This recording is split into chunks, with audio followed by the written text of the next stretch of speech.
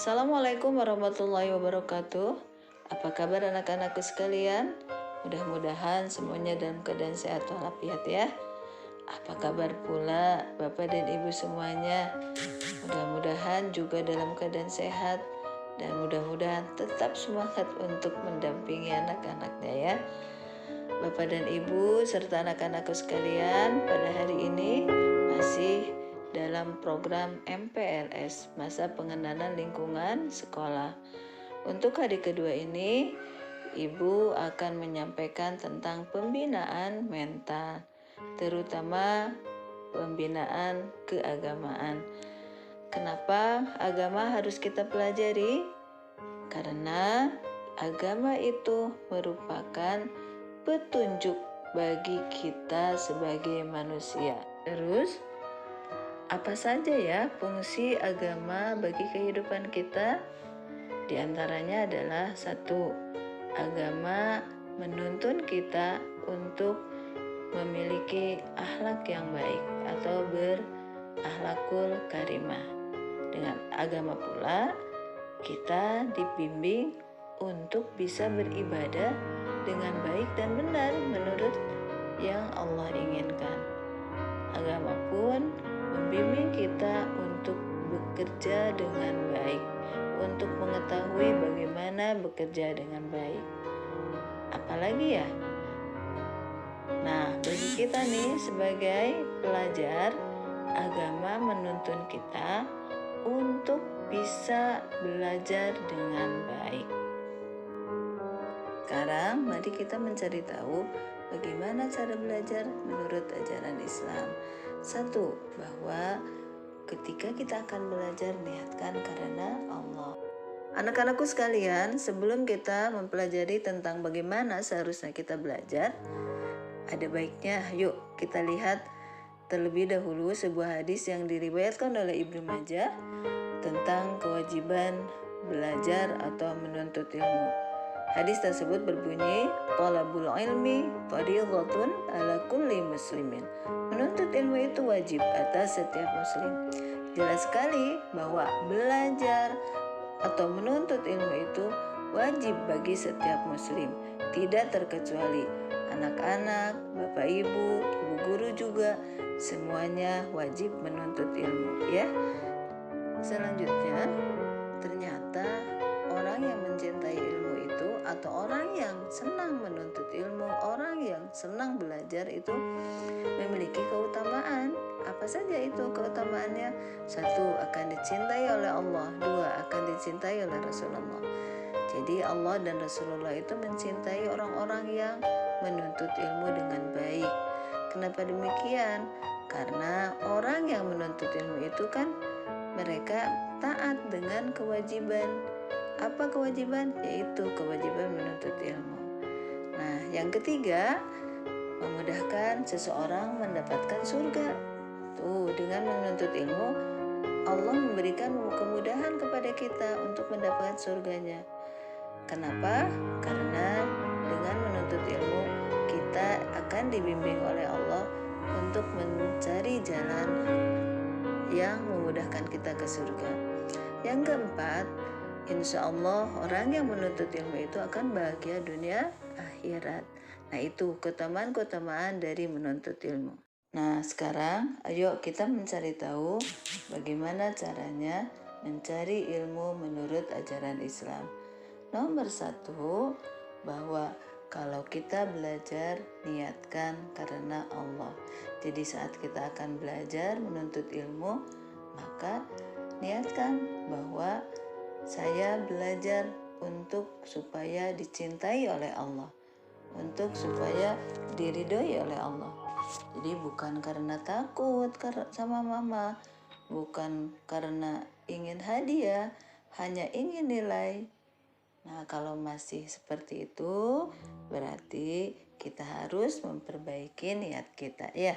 Yang kedua, bahwa ketika kita mencari ilmu itu harus disertai banyak doa. Doa apa yang bisa kita panjatkan? Kita bisa berdoa, ya Allah, berikan kemudahan saat saya mencari ilmu. Ya Allah, berikan saya kemudahan untuk memahami ilmu. Ya Allah, karuniakan pada saya ilmu yang manfaat, ilmu yang penuh berkah. Nah, itu bisa kita panjatkan doanya ya. Apakah boleh doa yang lain? Boleh. Yang ketiga, bahwa saat belajar itu harus dilakukan dengan sungguh-sungguh. Jadi jangan malas-malasan, asal-asalan, tidak sepenuh hati, begitu ya. Kalau orang yang bersungguh-sungguh pasti akan melaksanakan tugas-tugas yang diberikan atau memahami apa yang disampaikan oleh guru itu dengan baik.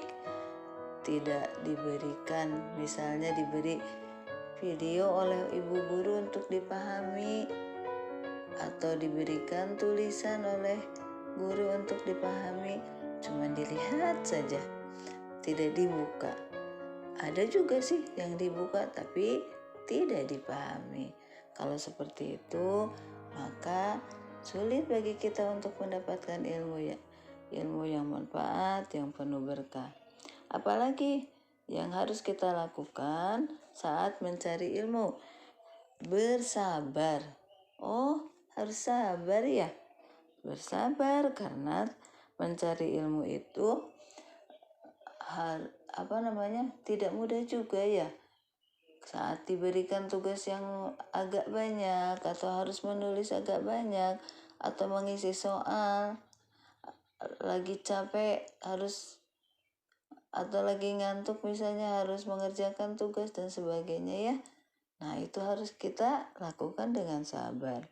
Bersabar juga saat harus bertanya pada guru, saat kita tidak memahami apa yang diajarkan. Apalagi ya, yang kelima, bahwa belajar itu harus dengan kesediaan untuk menyimak atau menerima apa yang diajarkan oleh guru. Jadi memperhatikan dengan baik, begitu ya. Jadi jangan sampai guru sedang menjelaskan atau ada siapapun ya sedang menjelaskan, kitanya tidak memperhatikan kemana, begitu ya. Atau mungkin bermain, memperhatikan yang lain. Nah, saat belajar usahakan perhatikan apa yang disampaikan oleh siapapun, oleh guru terutama. Nah, kita perhatikan dengan baik. Yang keenam adalah rendah hati. Jadi saat kita belajar, kita harus berusaha merendahkan hati kita pada siapapun. Baik itu pada ibu guru, pada teman mungkin yang mengajarkan kita, atau mungkin orang tua atau siapapun itu, maka rendah hatilah sehingga kita bisa menerima yang disampaikan orang lain kepada kita. Jangan sampai bicaranya, sudahlah nanti saja, biarin, itu mah gampang, nggak dipelajari juga bisa. Kalau seperti ini agak susah ya kita untuk mendapatkan ilmu yang manfaat dan penuh berkah.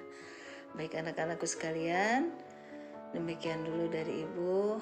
Ibu mohon maaf bila banyak kekurangannya, dan mohon maaf bila ada kata yang tidak tepat atau ada yang menyinggung barangkali ya.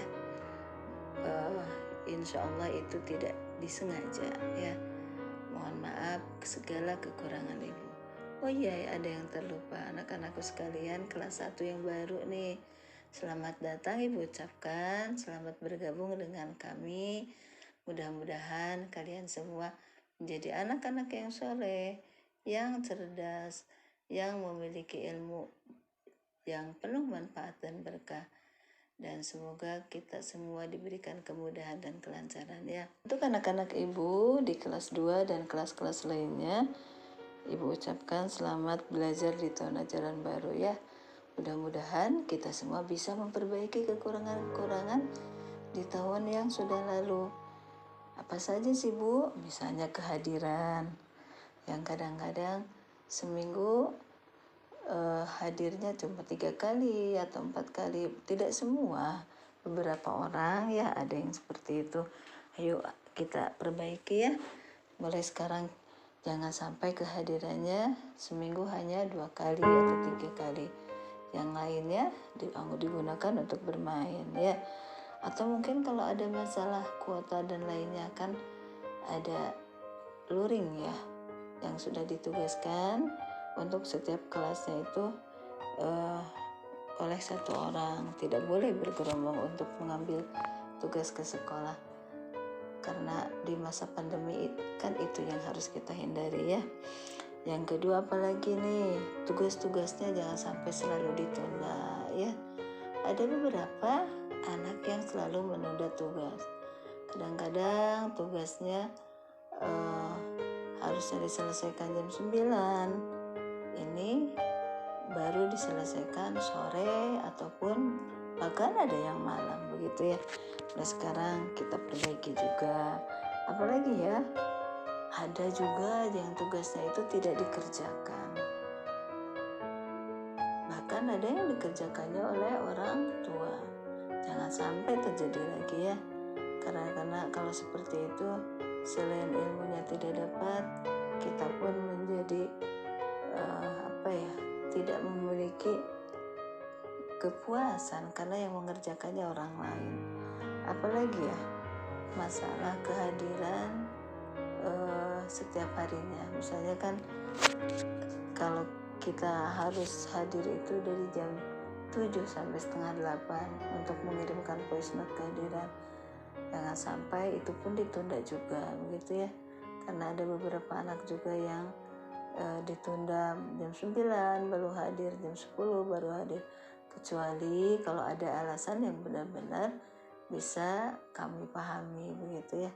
Karena ibu guru pun pasti bertoleransi untuk beberapa orang yang memang tidak bisa hadir, misalnya karena HP-nya dibagi berdua bersama kakaknya atau adiknya begitu ya, itu pun masih kita tolerir. Tapi kalau misalnya dengan sengaja karena tidur, misalnya karena masih tidur, karena ada juga yang hadirnya jam 9 karena baru bangun tidur begitu ya. Yang kalau seperti itu tidak kami tolerir ya. Dan beberapa hal lainnya yang mungkin masih harus kita perbaiki, ayo kita perbaiki di tahun ajaran sekarang ya. Bismillah, ibu pun sama-sama memperbaiki kekurangan-kekurangan yang ada di tahun ajaran kemarin. Ayo kita sama-sama perbaiki di tahun ajaran baru. Demikian dulu dari ibu mohon maaf sekali lagi bila ada kekurangan dan kata-kata yang tidak